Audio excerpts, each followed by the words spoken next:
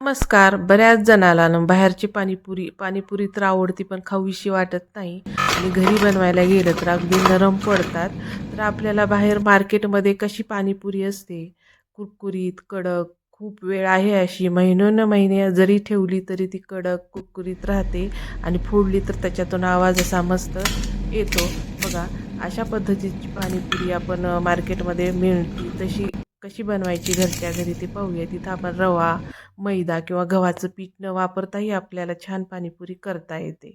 आता तुम्ही म्हणताल की याची पण पाणीपुरी होते, तर हो याची पण होते. तर इथं मी 1 वाटी साबुदाणा घेतलाय आणि त्याचं निम्म भगर घेतलेली आहे छान पुसून अशी. साबुदाणा भाजायची गरज नाही, असंच दोन्ही मिक्स होतं. बारीक होतं मिक्सरला आणि छान बारीक करून घ्यायचं आहे. होता होईल तितकं पीठ आपल्याला बारीक करून घ्यायचं आहे आणि बारीक चाळणीनं चाळायचं आहे.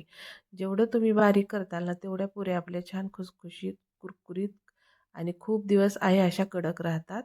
तर बघा आता हे वरचं मोठं मोठं निघलंय ते पण बारीक होतं आणि ते पण आपण लगेचच बारीक करून घेऊयात. आणि 1 वाटी साबुदाणासाठी ना असे उकडलेले 2 बटाटे आपल्याला घ्यायचे आहेत. इतपत बारीक झालेलं आहे पीठ. आणि उकडलेले बटाटे ना गरम वापरायचे नाहीत, थोडेसे थंड होऊ द्यायचे आणि मग आपल्याला ते किसून घ्यायचे आहेत.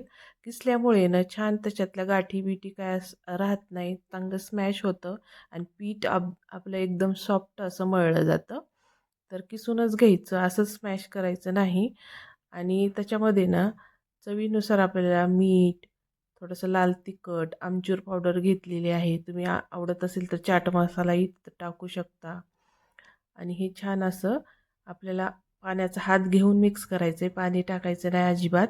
बटाट्याच्या ओलसरपणामध्येच हे पीठ छान मिक्स होतं आणि छान चुरून चुरून हे मिक्स करायचं आहे. घट्ट वाटलं तरच थोडंसं 1-2 थेंब पाण्याचे घेतल्यासारखे हाताला लावून घ्यायचे आहेत आणि हे पीठ मळून घ्यायचं आहे.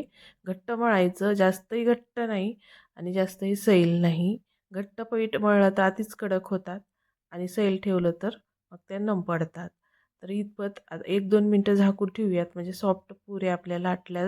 एखाद्या पोळपाटाला तेल किंवा तूप लावायचे आणि पोळी लाटून घ्यायची आहे. तुम्ही छोटे छोटे गोळे करूनही पुऱ्या जशा नॉर्मल पुऱ्या असतात तसे लाटून घेऊ शकतात.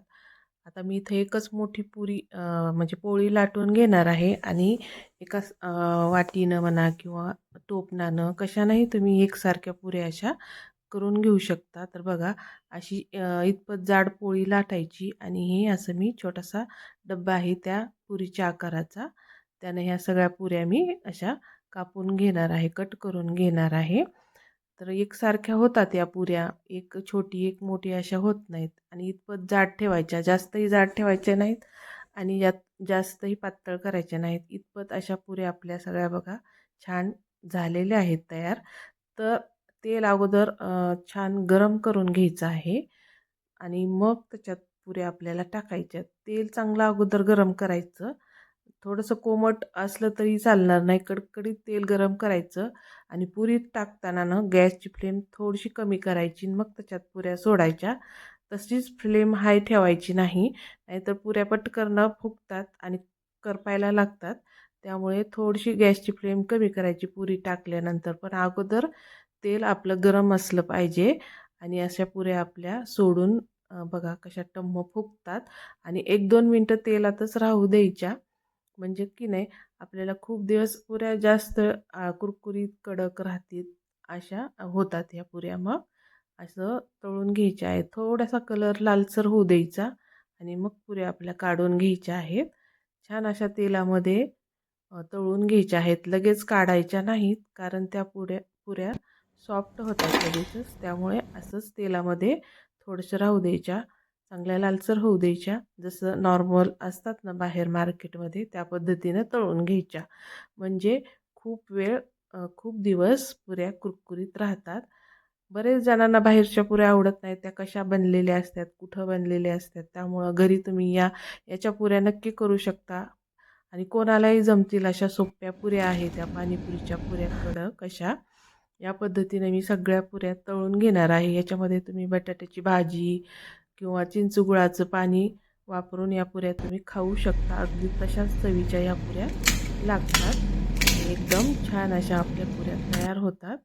तर बघा चांगल्या कुरकुरीत अशा आवाजाच्या पुऱ्या तयार झालेल्या आहेत आणि झाल्यानंतर थंड झाल्यानंतर हवाबंद डब्यात भरून ठेवायचं आहे. माझा व्हिडिओ जरा जरी आवडला ना तर लाईक करा, शेअर, सबस्क्राईब जरूर करा.